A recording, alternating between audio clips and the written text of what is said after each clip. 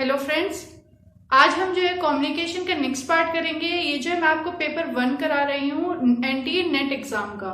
इसके अंदर यूनिट 4 है कम्युनिकेशन और उसका ये नेक्स्ट पार्ट है जिसके अंदर मैं आपको बैरियर्स ऑफ कम्युनिकेशन कराऊंगी।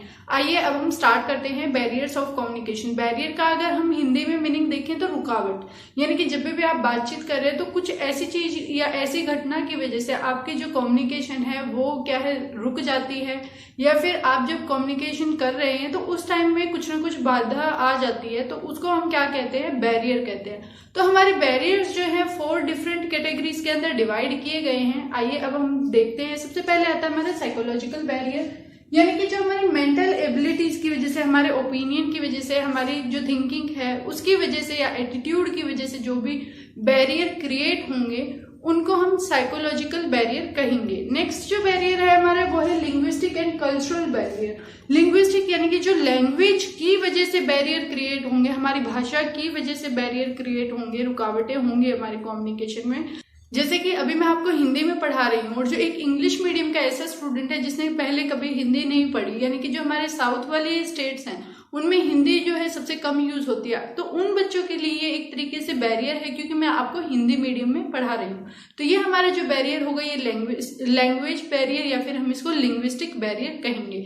नेक्स्ट आता है हमारा कल्चरल बैरियर, यानी कि हमारी जो भी संस्कृति है उसकी वजह से कुछ भी बैरियर क्रिएट हो सकता है, हमारे कल्चर की वजह से, हमारे ट्रेडिशंस की वजह से, तो उस बैरियर को हम कहेंगे कल्चरल बैरियर। नेक्स्ट जो बैरियर है वो हमारा है ऑर्गेनाइजेशन बैरियर। ऑर्गेनाइजेशन बैरियर यानी कि एक हम संस्था में काम कर रहे हैं या एक हम संगठन में काम कर रहे हैं, समूह में काम कर रहे हैं कहीं पर भी, तो वहां पर भी अलग अलग टाइप के बैरियर क्रिएट हो सकते हैं जब आप एक दूसरे के साथ कम्युनिकेट करेंगे।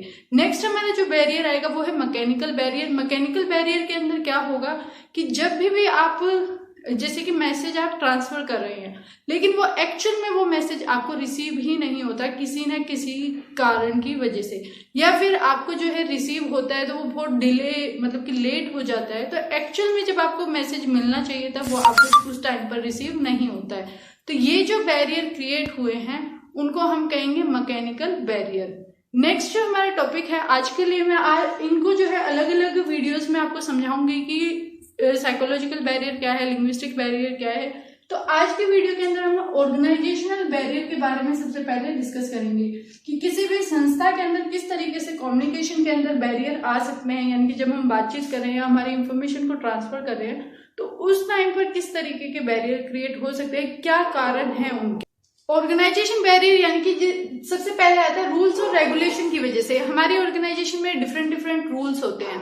अब अगर आप उन रूल्स को फॉलो करते हैं या फिर आप जो है उनको नहीं फॉलो कर रहे, तो एक सिचुएशन होती है आपको कोई इन्फॉर्मेशन है जो कि टॉप से लोअर लेवल तक ट्रांसफर करनी है, लेकिन हमारे जो रूल्स ही इसी तरीके के बनाए गए हैं कि पहले आपको मिडिल लेवल को इन्फॉर्मेशन देनी होगी, उसके बाद ही आप जो है लोअर लेवल को इन्फॉर्मेशन दे पाएंगे। इसी तरीके से लोअर लेवल वाले को अगर टॉप वाले से बात करनी है तो सबसे पहले वो क्या है, मिडिल लेवल को बोलेगा और फिर उसके बाद वो जो है टॉप लेवल तक वो बात जाती है। तो रूल्स रेगुलेशन की वजह से क्या होता है, हमारी जो कम्युनिकेशन है जो कि डायरेक्टली जा सकती थी, लोअर लेवल वाला इंसान जो है डायरेक्टली अपर वाले यानी कि टॉप वाले से बात कर सकता था। अब क्या है, रूल्स की वजह से क्या होता है कि पहले ये इंफॉर्मेशन कहाँ जाएगी, मिडल लेवल के पास जाएगी, उसके बाद मिडल वाला जो होगा वो इस इंफॉर्मेशन को यहाँ तक पहुंचाएगा। तो जब ये इंफॉर्मेशन पहुंचाई जा रही है तो उस टाइम पे जो है इंफॉर्मेशन को जो है बिगाड़ा भी जा सकता है या फिर कम्युनिकेशन को जो है गलत तरीके से भी पेश किया जा सकता है।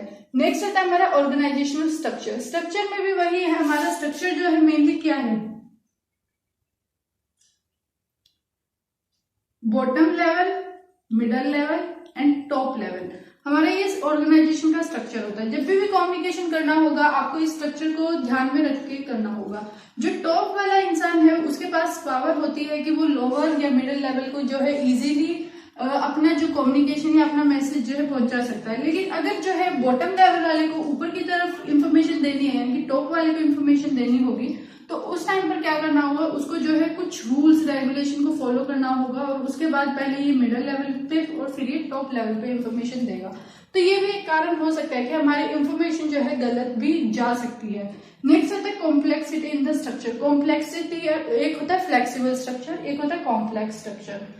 फ्लेक्सिबल स्ट्रक्चर कौन सा होगा, जिसके अंदर हम इजीली चेंज कर सकते हैं, यानी कि जो ये टॉप लेवल वाला है वो डायरेक्टली लोअर लेवल वाले से बात कर सकता है, बॉटम या फिर हम इसको लोअर लेवल कह सकते हैं। टॉप मैनेजमेंट वाला इंसान इजीली बात कर सकता है और लोअर वाला भी इजीली जो है टॉप के पास बात कर सकता है। यानी कि हमारा स्ट्रक्चर कैसा है, फ्लेक्सिबल है, हम इजीली चेंज कर पा रहे हैं। लेकिन क्या होगा अगर यही स्ट्रक्चर रिजिड है यानी कि कॉम्प्लेक्स है, इसके अंदर हम चेंज नहीं कर सकते, तो हर इंफॉर्मेशन को जो है 3 लेवल से होकर जाना पड़ेगा, जब ही वो इंफॉर्मेशन जो है कंप्लीट हो पाएगी। तो ये भी एक बैरियर का काम करता है। जैसे कि कोई इंपॉर्टेंट इंफॉर्मेशन हमें जल्दी पहुंचानी है तो वो डिले भी हो सकती है, वो एक तरीके से बैरियर का काम करेगी। नेक्स्ट आता है स्पेशलाइजेशन ऑफ जॉब। अब जो हमारे अलग अलग डिपार्टमेंट होते हैं, जब भी हम जॉब कर रहे हैं ऑर्गेनाइजेशन में अलग अलग डिपार्टमेंट है। कोई हमारा डिपार्टमेंट जो है टेक्नोलॉजी से रिलेटेड है, कोई हमारा जो है कॉमर्स से रिलेटेड है। अब जो कॉमर्स के अंदर जो काम कर रहा है उसको ओनली क्या किस चीज की समझ मिलेगी, ज्यादा सेल्स क्या है या फिर कैश किस तरीके से या सैलरी पेरोल वगैरह किस तरीके से करना है, उसको इस चीजों की समझ है। जो टेक्नोलॉजी लेवल पे काम कर रहा है उसको किस चीज की समझ है, टेक्निक की समझ है कि कौन सी सॉफ्टवेयर हमें कंप्यूटर के अंदर अप्लाई करनी है, किस सॉफ्टवेयर का यूज कर सकते हैं हम आसानी से। तो ये हमारे क्या है, टेक्निकल।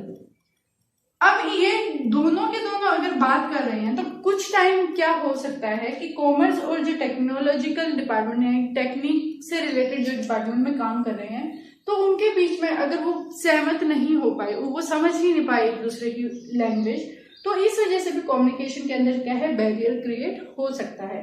नेक्स्ट आता है लैक ऑफ कोऑपरेशन। इसके अंदर क्या है कि टॉप लेवल और जो लोअर लेवल है और मिडिल लेवल। अब टॉप लेवल ने कुछ इंफॉर्मेशन दी या कुछ मैसेज दिया, कुछ हमें क्या दिया, मैसेज दिया। अब ये जो मैसेज है ये था किसके लिए, लोअर लेवल के लिए था। लेकिन जो लोअर लेवल वाला जो व्यक्ति है जो काम कर रहा है वो क्या बोल रहा है कि मैं मेरे अकॉर्डिंग काम करूंगा चाहे कुछ हो जाए। तो वो क्या है, वो कहीं ना कहीं क्या कर रहा है, डिनाई कर रहा है इस मैसेज को जो कि टॉप लेवल ने दिया था।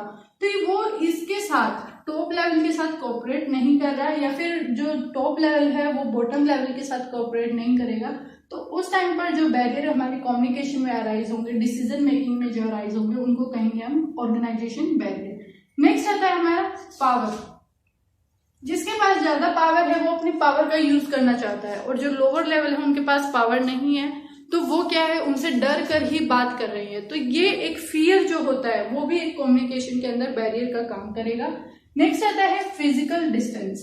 अगर जो हमारे जैसे कि जो एम्प्लॉइज है वो अलग अलग, जैसे ये हमारे 5 अलग अलग स्टेट के अंदर ऑफिस है, यहाँ पर ये काम कर रहे हैं, तो उस टाइम पर क्या है, ये स्टेट अलग अलग के अंदर काम कर रहे हैं, लेकिन जो हमारी इंफॉर्मेशन है वो सभी के पास जानी है।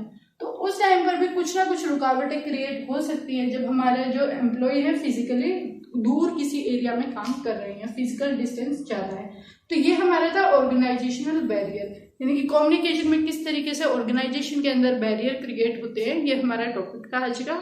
अगर आपको कोई भी डाउट है तो आप कमेंट में पूछ सकते हैं। And thanks for watching.